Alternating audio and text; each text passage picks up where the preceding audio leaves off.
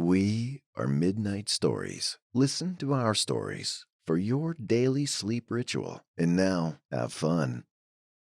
I'd been looking forward to this vacation since Thanksgiving. I intentionally booked something to look forward to, and thankfully my best friend and her husband could get the same time off this February. We packed up and drove through Austin, Texas. When we pulled up to our Airbnb, I felt the tension leaving my body. As I stepped out of the truck, I took a deep breath, appreciating the nature surrounding us. It was a cute little cabin, not completely remote, but the nearest neighbors weren't for another mile or so. Close enough in case of emergency, but not too close for comfort. We walked in and stood in front of the big sliding glass doors that covered the whole living room wall. The winery behind the cabin was colorful and inviting. "It's amazing," Annie exclaimed.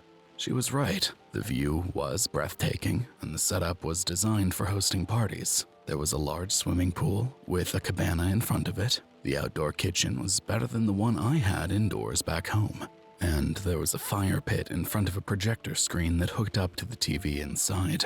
We settled ourselves in 2 of the 5 bedrooms. The house was much larger than we needed for 4 people, but the backyard was what sold us. After prepping, we took everything out back, using the outdoor kitchen to cook dinner. We sat on the patio table and ate our kebabs, the projector running in the background, the smell of the fire we started drifting our way whenever the wind would shift. Once we finished eating, we opened a couple bottles of wine, sitting by the fire and laughing about old times. I heard a whistle near my ear that suddenly became louder. Then it was gone, just like that. I'd heard that noise before, but I couldn't quite place it. I glanced up from the fire to see a pale, wide-eyed Annie trying to speak. I was automatically alarmed. I looked to Brody, my husband, and he didn't seem to share her same shock. So I glanced at Thomas, Annie's husband, and my eyes widened too. There was a trail of blood from his mouth down his chin, and an arrow lodged through his chest.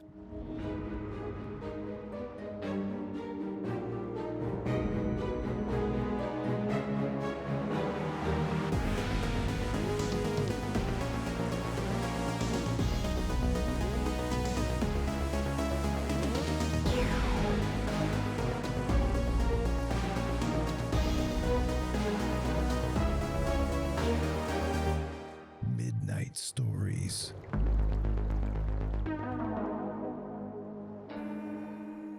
I shrieked and scrambled over to him. Annie snapped out of her stupor and pushed her way in front of me, screaming and shaking him as if he was going to wake up. But you could tell by the coldness in his eyes, Thomas was gone.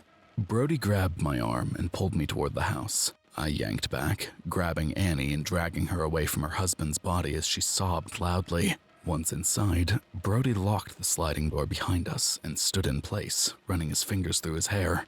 "What was that?" he asked rhetorically. Annie continued to uncontrollably cry as I leaned against the couch, holding her, and I looked at my husband in fear. He always knew what to do. It was one of the things I loved most about Brody. He was intelligent, quick, and worked well under pressure. To see him unraveling, he looked around, scanning the room for one of our phones.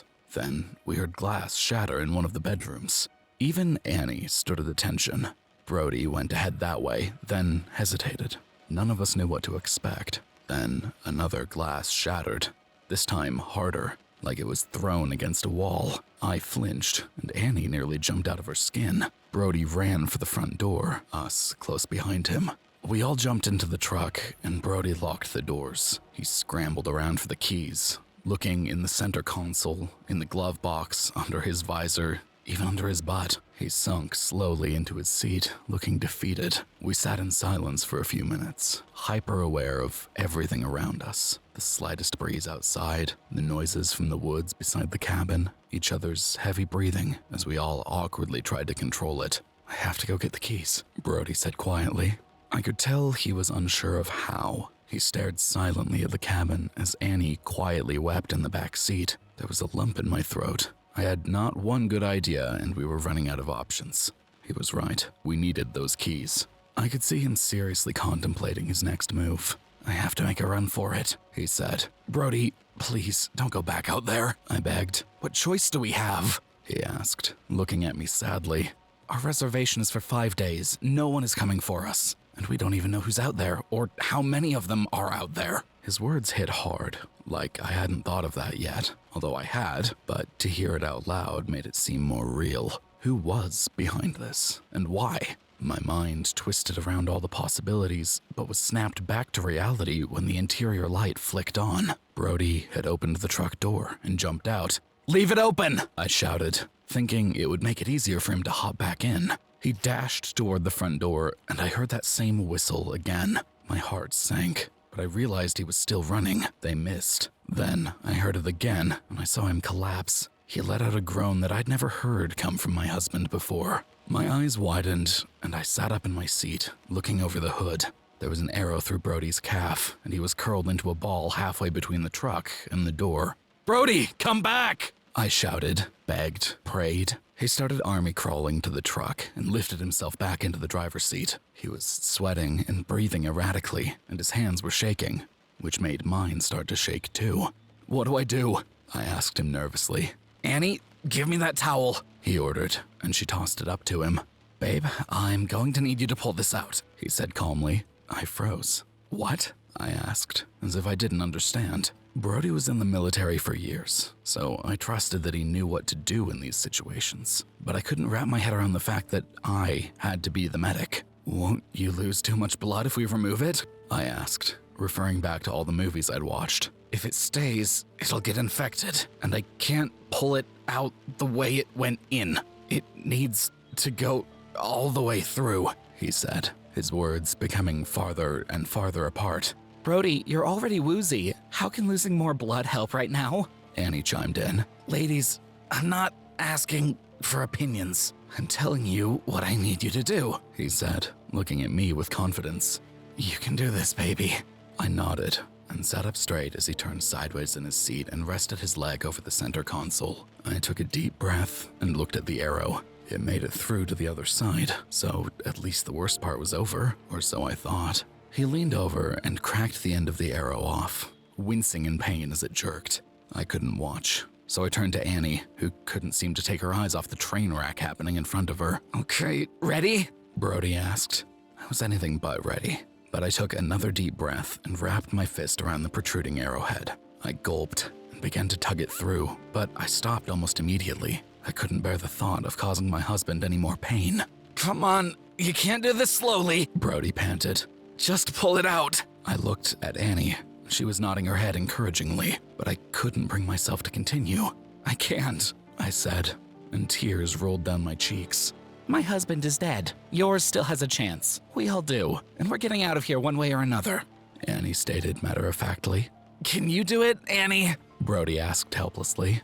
Annie used to be a nurse, although she hated it, but blood didn't faze her, so she seemed more fit for the job than me. I moved out of the way, and Annie sat forward in her seat, pulling Brody's leg toward her to make sure she got the right angle. She swiftly pulled the arrow from his leg and quickly wrapped the towel tightly. Brody cried out, then sank into his seat and took a few deep breaths, regaining his composure, and Annie and I both did the same. We sat silently for a few minutes before Annie spoke up. "Now what?" she asked. Brody shook his head, and I shrugged. None of us had any idea what to do next, and at this rate I began to wonder how long my husband would make it with an open wound and a makeshift bandage. But I refused to voice that out loud.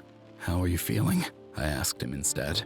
"Lightheaded," he admitted. Annie rummaged through a cooler in the back seat and found an applesauce and some string cheese. She handed them to Brody and ordered him to eat while we all pondered our next move. Silence fell upon us as we all ran out of ideas. Good ones, at least. Ones that wouldn't get us killed. Then the back window was shattered by a rock, covering Annie with shards of glass. Luckily, she wasn't injured, but now we were vulnerable again. We all sunk lower into our seats, feeling extra exposed to whoever was hunting us. "What do you want?" Annie shrieked, and you could tell by her voice that she was fed up. I think we all were, but what could we do? We couldn't even see our attacker, or attackers, much less defend ourselves against flying arrows coming from any direction.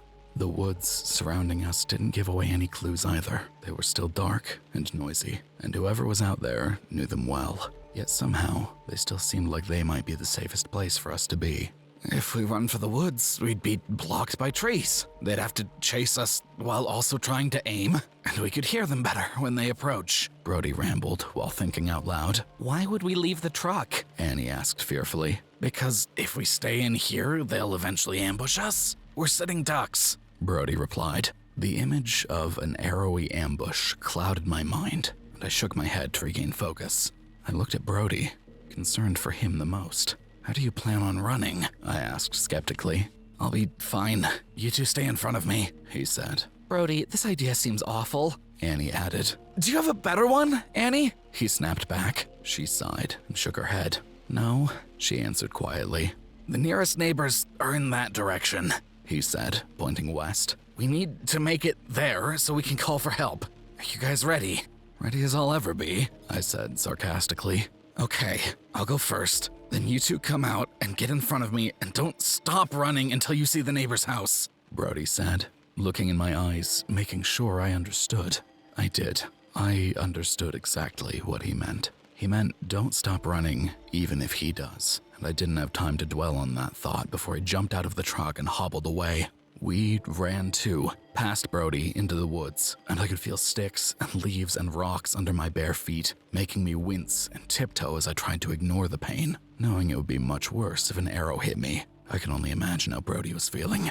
I turned to look back, and thankfully he was still behind us. Annie was by my side, and we kept going as fast as we could. Then I heard it again, that whistle. I turned to look, and Brody was still there. I began running faster, which I didn't know I was capable of, but adrenaline has a way of bringing out the best in people. Then another whistle, this time louder, and it stopped abruptly. The fear rose higher in my chest when I realized why the sound stopped. I looked behind us, and Brody was lying on his stomach, an arrow poking out of his ribcage. Don't stop, he cried out. I love you. Go get help.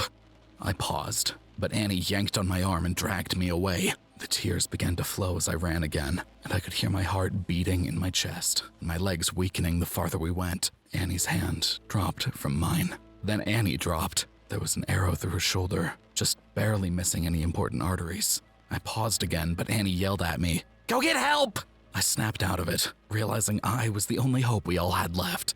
We'd all die in the woods if I didn't make it to the neighbor's house, and I knew I had to be getting closer. I kept running as fast as I could, but a mile is a lot farther than you think in an emergency. When I reached the house, I knocked rapidly until an old man answered. Alarmed, but he immediately invited me in, allowing me to call for help and wait safely. When the police arrived, I frantically sent them into the woods to find the others.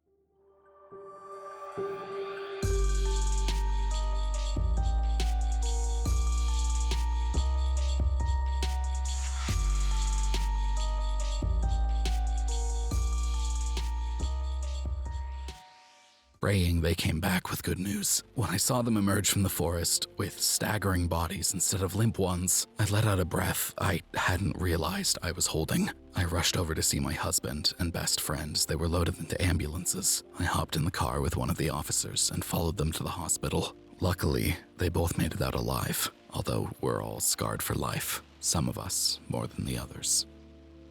Unfortunately, this story is already over. But you can help us extremely if you click in the middle now and follow our playlist. Keep listening to all our stories now to fall asleep. Click in the middle now. Have fun.